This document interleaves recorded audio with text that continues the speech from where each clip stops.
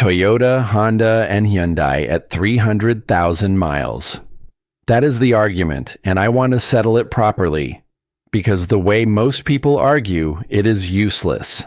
Somebody's aunt had a Sonata that blew up at 90,000. Somebody's brother-in-law has a Civic with 340,000 on it and the original clutch. Both stories are true, and neither one tells you anything, because you are not buying a story. You are buying a probability, and probabilities are knowable if you go looking. So here is what I actually mean by tested. Nobody on Earth has 3 matched cars sitting at exactly 300,000 miles with identical service histories, and anybody who tells you they ran that test is selling something. What we do have is better. We have a database of roughly 400 million vehicles that tracks how far cars of each model actually get before they leave the road.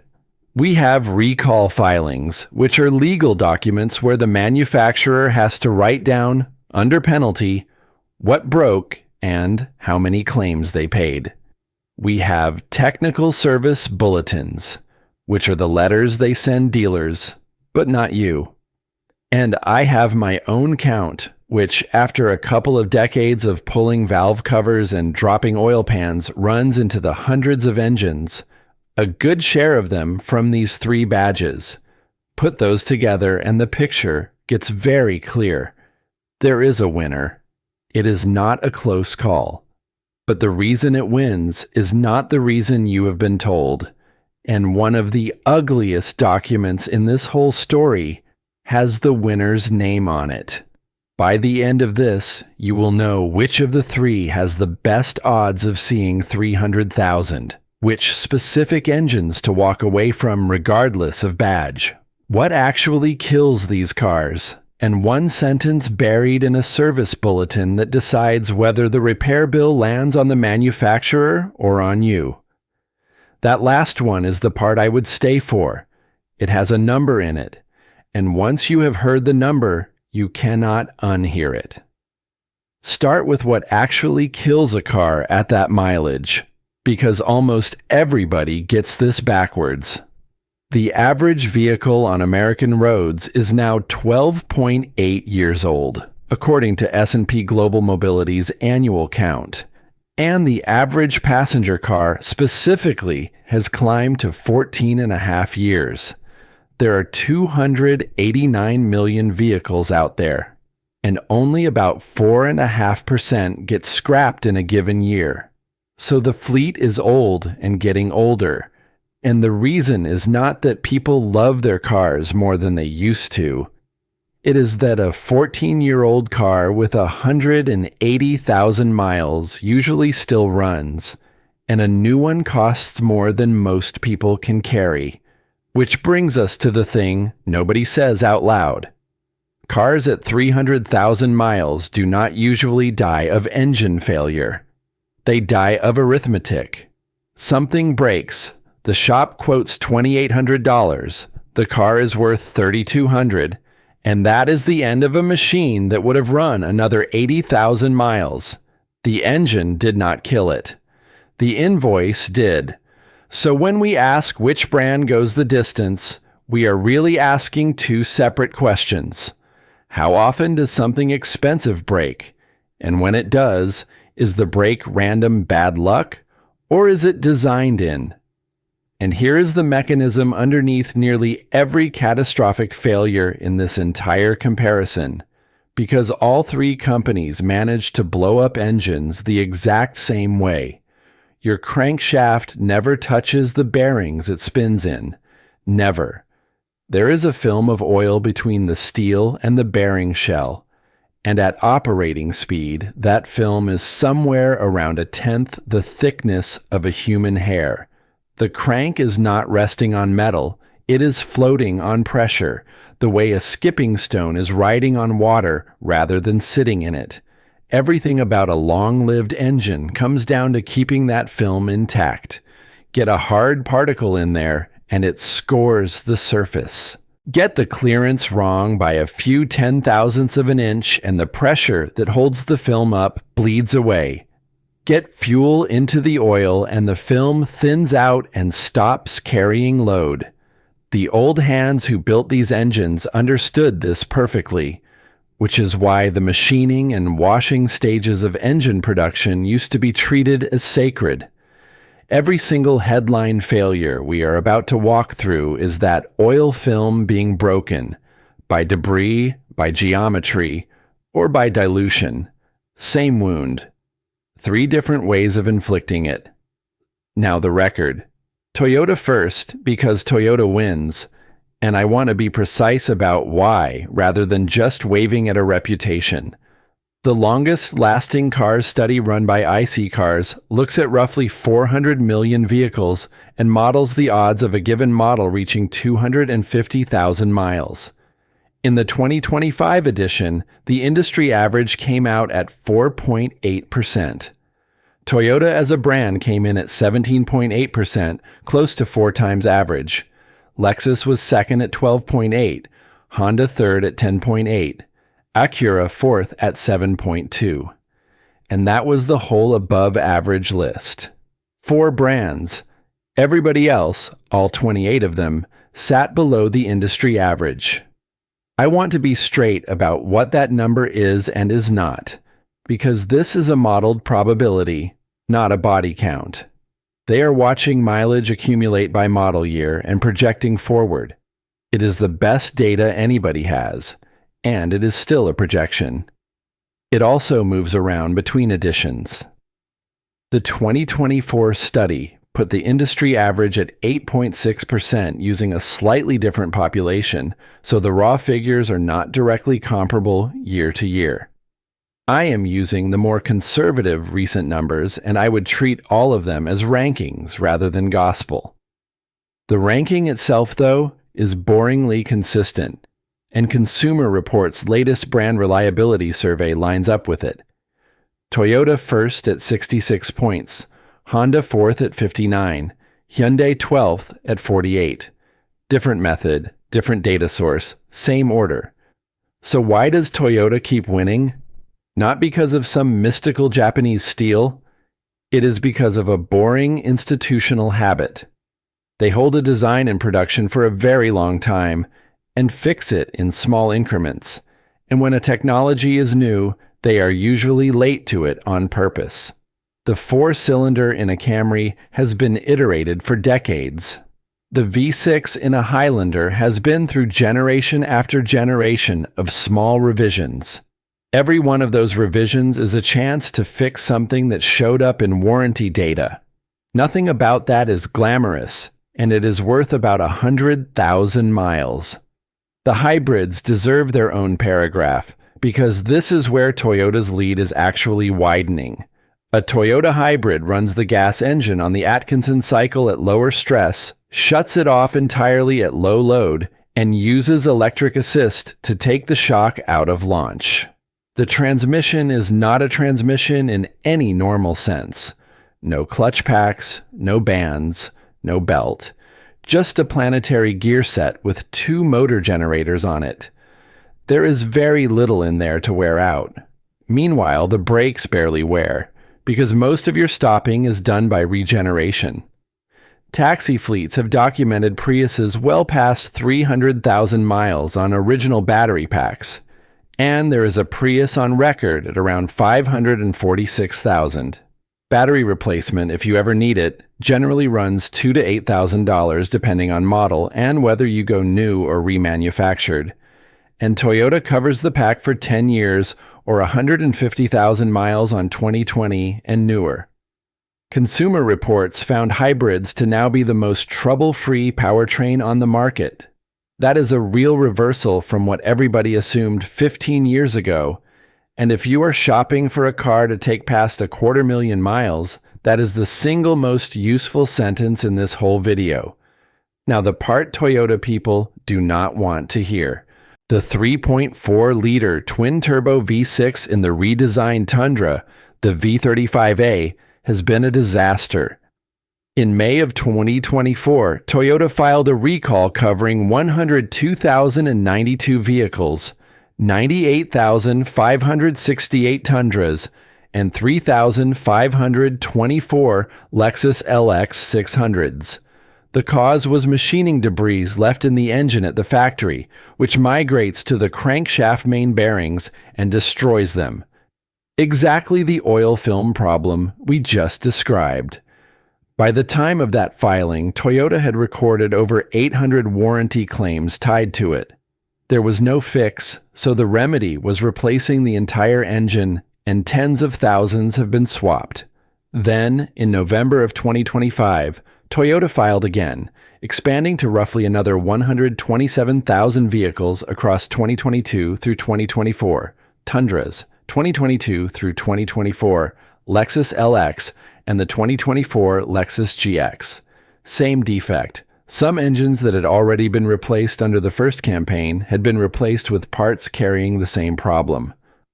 I am not going to pretend I know why it took multiple attempts to clean up a machining and washing process. Nobody at Toyota has explained that in any document I can find. My read, and I am flagging this as my read, not a fact, is that the volume ramp at the new engine plant outran the process controls, and the first fix addressed the symptom rather than the source. But that is inference. What is not inference is that the company with the best long-term reliability record in the industry shipped 250,000 engines with metal shavings in them, and that this happened on a brand new, high-output, twin-turbo design that replaced a simple V8 which had been running fine for years. That is the shape of Toyota's failures. They are not spread evenly across the lineup. They cluster on brand new technology in its first 2 or 3 years, which gives you a genuinely useful rule that has nothing to do with brand loyalty. It is not Toyota that is reliable. It is a mature Toyota design that is reliable. Buy the 4th year of a platform, not the first. Honda next, and Honda is a more complicated animal. The good part is real. The 3.5-liter V6, the J Series, has been in production since the late 90s and is one of the great engine families. Honda's 4 cylinders are superb. Honda ranks 3rd in the longevity study and 4th in the Consumer Report survey, and its average annual repair cost, per RepairPal's invoice data, comes in at $428 against a $652 all-brand average. Cheap to keep, and the parts are everywhere. But Honda has spent 20 years chasing fuel economy numbers with clever systems, and the clever systems are where the money goes. Variable cylinder management is the standing example. On a light cruise, the V6 shuts down half its cylinders. Fuel economy improves. But a deactivated cylinder is sitting there with its valves shut while the piston still goes up and down, and that pulls a vacuum that drags oil past the rings. That oil burns when the cylinder wakes up, fouls the plug, coats the ring lands, and eventually the rings stick. You get a misfire on cylinder 1 or 3, you replace the coil, the misfire comes back, and now you are looking at a ring job. Honda settled a class action over this back in 2013 covering roughly 1.6 million V6 vehicles, and as recently as June of 2025 issued yet another warranty extension for certain 2013 to 2015 Pilots and 2013 to 2017 Odysseys. Shops quote the official ring repair anywhere from $3,000 to $6,500. Which is why most owners in the real world just fit a disabler and change the oil more often. Then the 1.5 turbo. In cold weather with short trips, fuel gets past the rings and into the sump, thinning the oil that is supposed to hold up that bearing film. Honda's own dealer letter acknowledged the engines may experience oil dilution and that it may cause a misfire. In May 2019, they extended the powertrain warranty on more than 1 million Civics and CR-Vs. 6 years from purchase with no mileage cap, covering camshaft, rocker arms, and plugs. And their public line was that a degree of dilution is normal, with the practical advice being to change the oil more often and drive it longer to warm it up. Hold on to that. We will come back to it. And the bearings. In November 2023, Honda recalled roughly 249,000 vehicles, Pilot, Odyssey, Ridgeline, Acura MDX, and TLX, over a crankshaft manufacturing defect that let the connecting rod bearings wear and seize. Honda reported about 1,450 warranty claims. Then, owners of cars outside that recall started reporting the same failure. And in August of 2025, the federal safety regulator opened a preliminary evaluation covering roughly 1.4 million Honda and Acura vehicles with a 3.5 V6 on more than 400 reports it had received. Honda's own count of failures was several times higher than the regulators. Sit with that for a second. Toyota, Honda, and Hyundai all blew up engines at scale in the same decade. And in all three cases, the root cause was manufacturing variation letting metal ride where oil should be. Hyundai. And I am going to be fairer to Hyundai than you are probably expecting, right after I am harder on them than you are expecting. The Theta 2 engine is the worst engine failure story of the modern era, full stop. It started in September 2015 with a recall of 470,000 Sonatas, where Hyundai's own filing described metal debris left over from machining the crankshaft sitting in the oil passages, working its way into the connecting rod feed holes and starving the bearings. From there it grew. Class action settlements ended up covering roughly 1 million vehicles in the first tranche and about 2 million more in the second, spanning the Sonata, Santa Fe Sport, Tucson, and the Kia equivalents across most of a decade of production. The failure mode is grim, and it is consistent. A knock at startup or under light load. Then the knock gets louder under throttle. Then the rod lets go, and in the worst cases, it goes through the side of the block, and the oil hits the exhaust. Here is the fair part, and it matters. Hyundai's remedy is genuinely one of the better ones any manufacturer has offered. Get the knock sensor detection software installed. The dealer knows it as the 953 campaign. And covered vehicles carry an extended warranty of 15 years or 150,000 miles against connecting rod bearing failure. And unlike almost everything else in this business, that coverage follows the car rather than the first owner. If you are running one of these, go get the software. It is free. It takes an hour. And it is the difference between a $9,000 engine and a phone call. Rust. That is the whole section. And it is short on purpose because there is nothing to argue about. If you live where they salt the roads, the thing that ends your car will not be the engine. It will be a brake line, a subframe mount, or a rocker panel. And the badge on the hood has very little to do with it. A 300,000-mile car in Arizona and a 300,000-mile car in Ohio are two different projects. Wash the underside in winter. That is it. Moving on. Back to Hyundai for the second half, because there are two more things you need before you can price one of these honestly. The newer SmartStream engines are, by every indication I can find, a real improvement. The 2.5 uses both port and direct injection, which largely solves the carbon buildup on the intake valves that plagues direct injection-only engines. The failures that have shown up are small batch quality escapes rather than systemic design faults. There was a 2025 recall for improperly torqued connecting rod bolts that covered 29 units. 29. That is a completely different animal from a decade of bad crankshafts. I will say plainly that I do not have standing to tell you how a smart stream looks at 300,000 miles, because not enough of them have been there yet.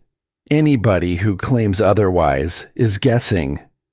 And then there is the thing that has nothing to do with the engine. For the 2015 to 2019 model years, electronic immobilizers were standard on 96% of vehicles sold in this country. On Hyundai and Kia, they were standard on 26%. That gap turned into an epidemic once the technique went around on social media. Thefts of those models rose by more than 1,000% between early 2020 and mid-2023. And major insurers stopped writing new policies on some of them in some states. Hyundai and Kia settled for $200 million and rolled out free anti-theft software that the insurance data says cut theft rates by more than half. If you are shopping a used one, that immobilizer question belongs on your list right next to the engine, because an uninsurable car is not a bargain at any mileage. You are still here, and we are through the 3 brands, so let me give you the piece that decides more 300,000-mile outcomes than the badge does. And if the video has been useful so far, subscribing is the whole ask, nothing else. Because what is coming next is that sentence I promised you out of a service bulletin, and it is the single most expensive sentence in this entire comparison. First, the maintenance that actually matters, because it is not the stuff you are being sold. Transmission fluid. If your manual calls it a lifetime fill, understand whose lifetime it means. A drain and fill every 60,000 miles on a conventional automatic costs under $200 and is the cheapest insurance in the entire car. Do not let anybody power flush a neglected high-mileage unit. Drain, fill, drive, repeat. Gentle beats, aggressive on an old gearbox. Timing belt if you have one. The Honda V6 uses a belt, and it is an interference engine, which means when the belt goes, the pistons and valves try to occupy the same space and lose. The interval is 105,000 miles or 7 years. Do the water pump, tensioner, and idlers at the same time, because the labor is already paid for. If you are looking at a used Odyssey or Pilot with 140,000 miles and no belt receipt, that car is not priced correctly. Valve clearance. Honda 4-cylinders and V6 want the valves checked at that same 105,000 mile mark, and almost nobody does it. Tight exhaust valves burn seats, and a burnt seat is a cylinder head. It is an inspection, not a repair, and it is cheap. Oil, and here is where I will be blunt. On any direct injection turbo engine, and on anything with cylinder deactivation, throw away the manufacturer's longest interval. 5,000 miles, full synthetic, correct viscosity. The people who wrote that longer interval were optimizing something. It was not the number on your odometer at year 15. Now, the turn. In August 2011, Toyota issued a technical service bulletin covering certain 2006 through 2011 vehicles with the 2AZ 4-cylinder, Camrys, Corollas, Ravers, Matrixes, a couple of Scions. The bulletin acknowledged the engines may exhibit oil consumption and that the piston assembly had been changed to reduce it. Fine. Manufacturers revise parts. That is not the offensive bit. The offensive bit is the threshold. For the purposes of deciding whether your engine was defective, consumption of 1 quart per 1,200 miles was treated as within normal operating specification. Run that. If you drive 15,000 miles a year, a little under the American average, a quart every 1,200 miles means you are pouring roughly 12.5 quarts of oil into that engine annually, on top of your oil changes.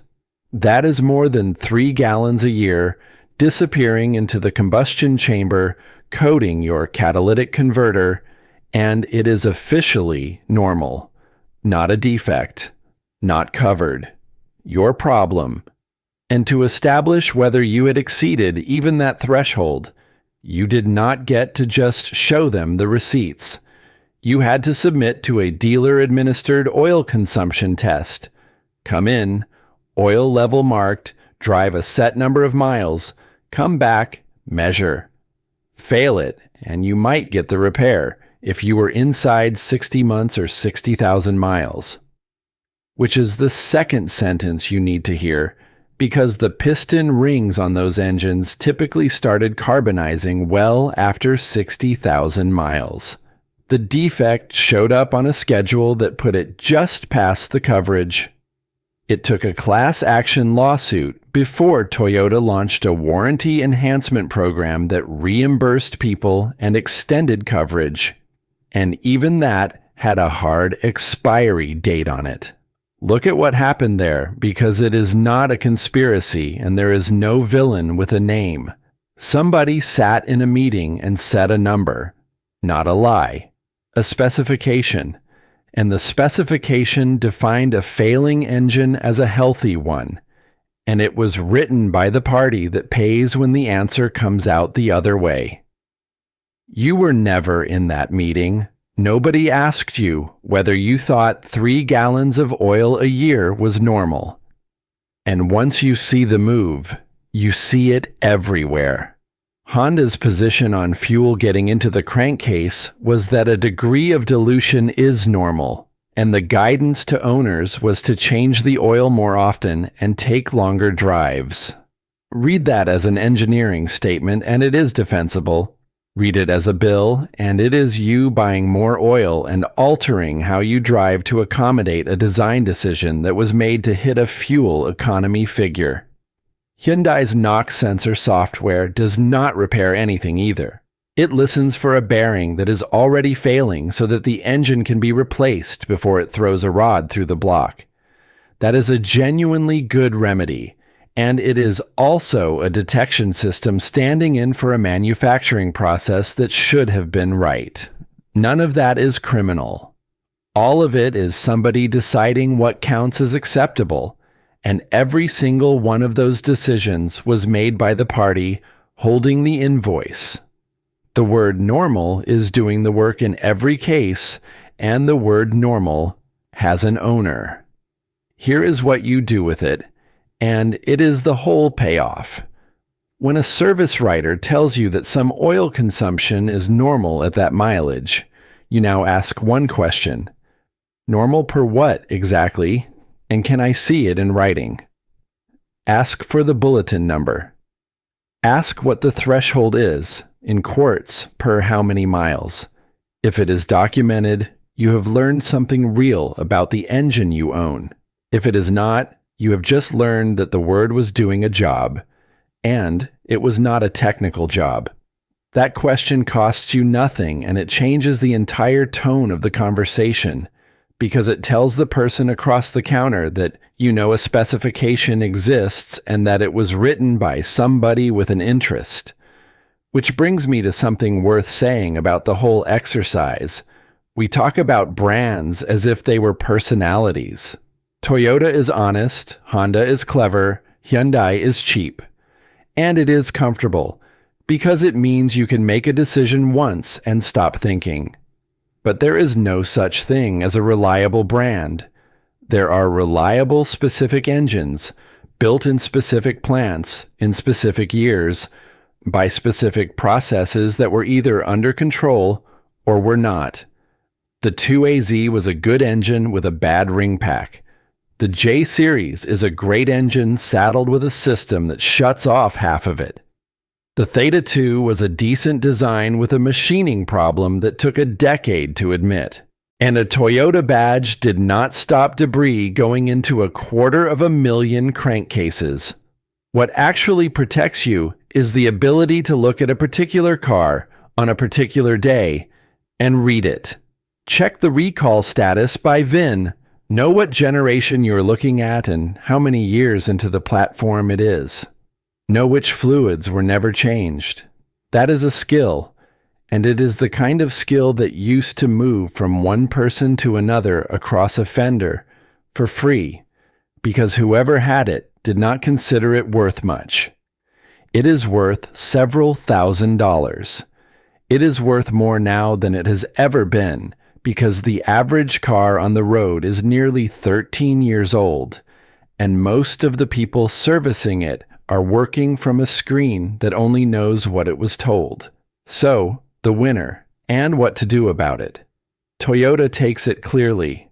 Roughly 4 times the industry average odds of reaching 250,000 miles, first place in the Independent Reliability Survey, and a hybrid system that is now the most trouble-free powertrain you can buy. Honda is a genuine second. Excellent bones, low running costs, but you are paying attention to a timing belt, a valve adjustment, and whichever clever fuel-saving system your particular engine got. Hyundai is third, and it is not close on the used market.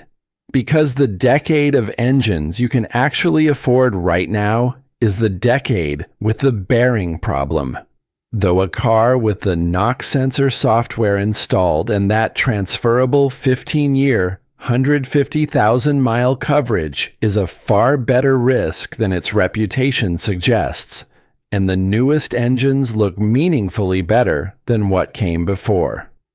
Now the procedure, because a rule of thumb is worthless, and a procedure you can run on your own car, is not. 1. Put the VIN into the federal recall lookup before you do anything else. Free 30 seconds.